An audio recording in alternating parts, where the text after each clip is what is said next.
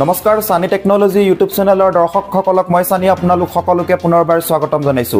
ৰাতিপুৱাৰ কেইবাটাও গুৰুত্বপূৰ্ণ খবৰ আপোনালোকৰ বাবে যুগুতোৱা হৈছে। গোটেইকেইটা খবৰে আপোনালোকৰ বাবে বহুতেই গুৰুত্বপূৰ্ণ, গতিকে আপোনালোকে ভিডিঅ'টো প্ৰথমৰ পৰা শেষলৈকে চাই থাকক। আজিৰ প্ৰথমটো খবৰে হৈছে গণতন্ত্ৰক উপহাস, নাবালক পুত্ৰৰ দ্বাৰা ভোট দিয়ালে বিজেপি নেতাই, কৰিলে ভিডিঅ'। এই মুহূৰ্তত আহি পৰিছে এটা ডাঙৰ খবৰ। এইবাৰ প্ৰেক্ষাপটত এজন বিজেপি নেতাজনে নিজেই ভোট নিদিলে, বৰঞ্চ নাবালক পুত্ৰই ইভিএম মেচিনলৈ ঠেলি দিলে। কিশোৰেও দেউতাকে শিকোৱা বুটামটো টিপি ভোট দিলে। বিজেপি নেতাগৰাকীয়ে নিজেই সমগ্ৰ ঘটনাটো নিজৰ মোবাইল ফোনত ৰেকৰ্ডিং কৰে। ভিডিঅ'টো বিয়পি পৰাৰ লগে লগে আৰম্ভ হ'ল বিতৰ্ক।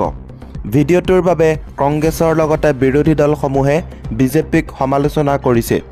ছ'চিয়েল মিডিয়াত ভাইৰেল হোৱা ভিডিঅ'টোত দেখা গৈছে যে এজন নাবালকে বুথত প্ৰৱেশ কৰি ইভিএম মেচিনৰ কাষত উপস্থিত হয়।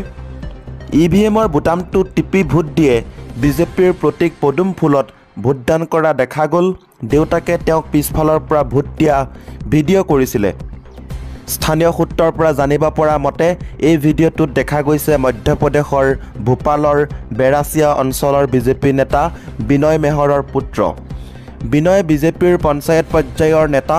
অভিযোগ অনুসৰি 14 ছেকেণ্ডৰ এই ভিডিঅ'টোত বিনয়ে ৰেকৰ্ডিং কৰিছিল। এই ভিডিঅ'টোৰ বিষয়ে তিনিটা মূল প্ৰশ্ন।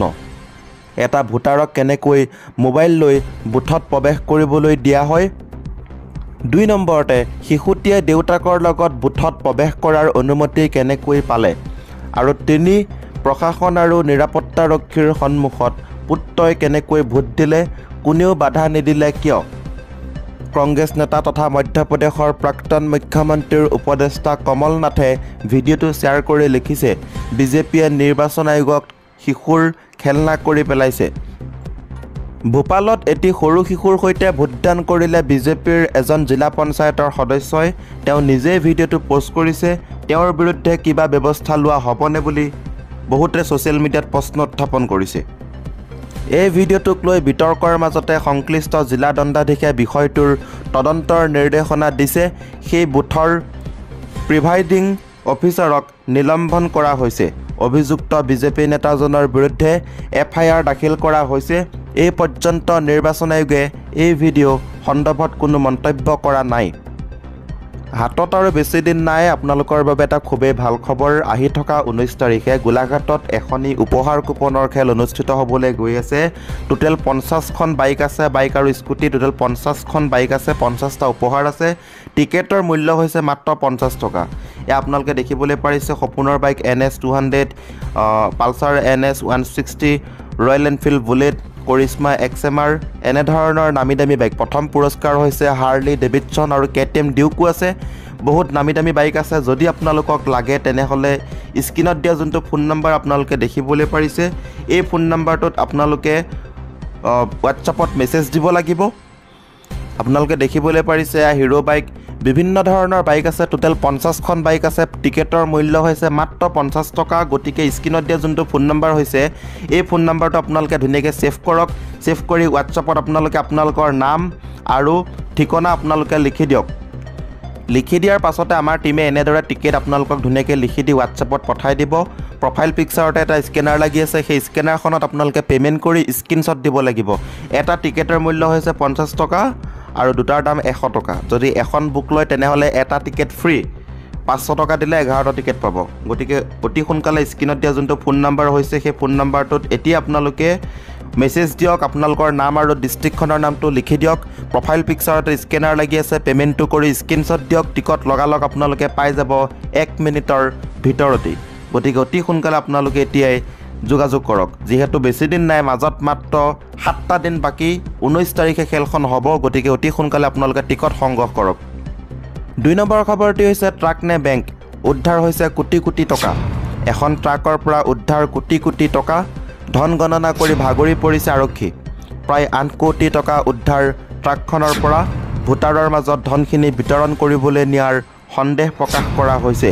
অন্ধ্ৰপ্ৰদেশৰ NTR জিলাত উদ্ধাৰ হৈছে ধনখিনি। হায়দৰাবাদৰ পৰা গুণ্টুৰলৈ গৈ আছিলে ট্ৰাকখন। ধন গণনা কৰি ভাগৰি পৰিছে আৰক্ষী। ভোটাৰৰ মাজত ধনখিনি বিতৰণ কৰিবলৈ নিয়াৰ সন্দেহ প্ৰকাশ কৰিছে আৰক্ষীয়ে। 3 নম্বৰৰ খবৰটি হৈছে ৰাজ্যৰ বিভিন্ন প্ৰান্তত প্ৰচণ্ড ধুমুহা আৰু বৰষুণ।